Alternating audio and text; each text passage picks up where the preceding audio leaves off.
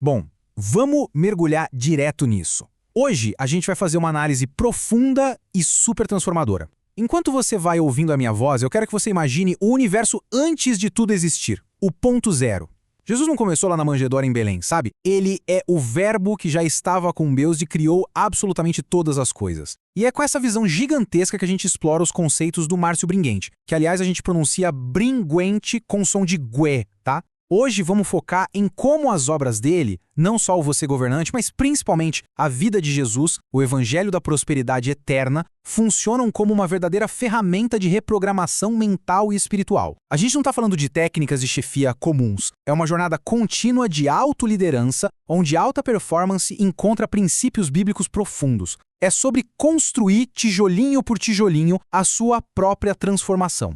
E logo de cara, bate aquela pergunta existencial, né? Quem é que está realmente no controle do seu destino? Imagina só, você parado numa encruzilhada. 2 caminhos na sua frente, tudo meio nebuloso, sem placa. Quem faz a escolha? Quem dita o ritmo dos seus passos? Enquanto você vai percebendo a profundidade disso, fica muito claro que, na maioria das vezes, a gente costuma terceirizar o volante da vida. Deixamos as circunstâncias ou outras pessoas decidirem por nós. Mas a virada de chave, o verdadeiro sucesso, só acontece quando você assume as rédeas. É o que o autor chama de despertar para sua própria governança. Então, o que significa de fato ser esse você governante? É literalmente descobrir aquele poder interior gigantesco de governar a si mesmo muito antes de tentar mandar em qualquer outra pessoa ou situação. E para te guiar nessa trilha, o livro traz uma figura incrível, o amigo do Bringuente. Isso faz uma ponte direta com o ecossistema Amigos do Bringuente, que é um ambiente surreal de crescimento contínuo que eles criaram. Esse mentor, ele senta do seu lado e começa a fazer aquelas perguntas cirúrgicas, sabe? Aquelas que provocam uma introspecção profunda. Ele te mostra que é impossível liderar uma equipe ou um projeto sem dominar a arte de liderar sua própria mente primeiro. E é fascinante como tudo isso tem uma base espiritual inabalável. Olha só o que diz no Evangelho de João. O poder de governar a si mesmo não vem do nosso próprio ego. O autor deixa claro que o verdadeiro poder, a sabedoria para as decisões mais difíceis, a coragem de mudar de rumo, tudo isso nasce em Deus. E conectando com o verbo encarnado que a gente falou no começo, a gente percebe que depender do divino não é fraqueza de jeito nenhum. É, na verdade, a sua maior e mais inesgotável fonte de força para governar com integridade e gerar aqueles frutos que realmente duram. Entrando agora na parte dos projetos históricos, vamos dar uma olhada no que a gente pode aprender de prático com esses mentores bíblicos.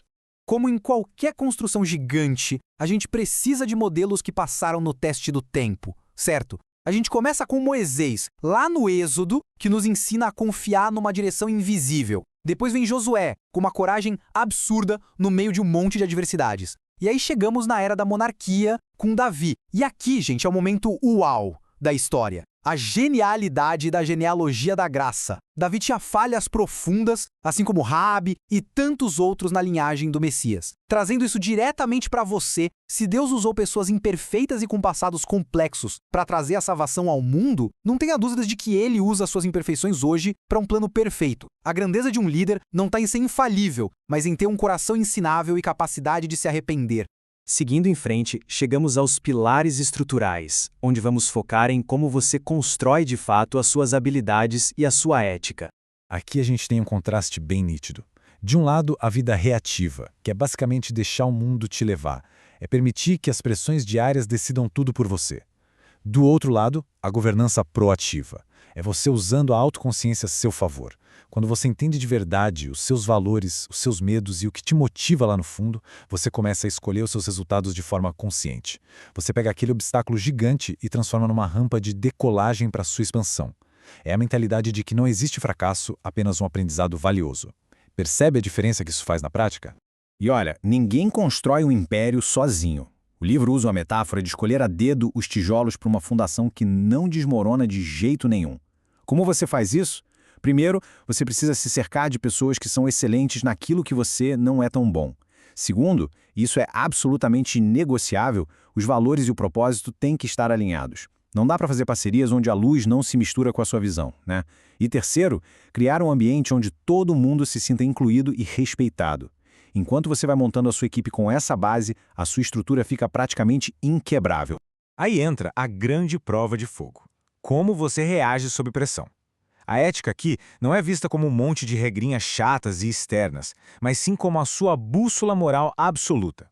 O amigo do Bringente ensina que para passar pelas crises, você precisa ativamente silenciar o barulho estrondoso lá de fora. Mas por que isso é tão importante? Para conseguir ouvir a sua própria consciência, que é a voz do próprio Deus te orientando lá no íntimo. Enquanto a gente vai processando isso, eu quero te fazer uma pergunta bem íntima e reflexiva agora. Quais áreas da sua vida ainda estão na escuridão, presas no ruído e precisam que o Verbo encarnado traga luz e renovação exatamente hoje? Pensa nisso. Quando você silencia esse barulho todo, gerenciar qualquer crise passa a ser feito com uma resiliência super calma e transformadora. Indo agora para a nossa reta final. Vamos falar da pedra angular, a sua visão de futuro e, importantíssimo, o seu autocuidado. Então, o ponto crucial é como manter a máquina rodando com excelência e brilhando ao longo dos anos.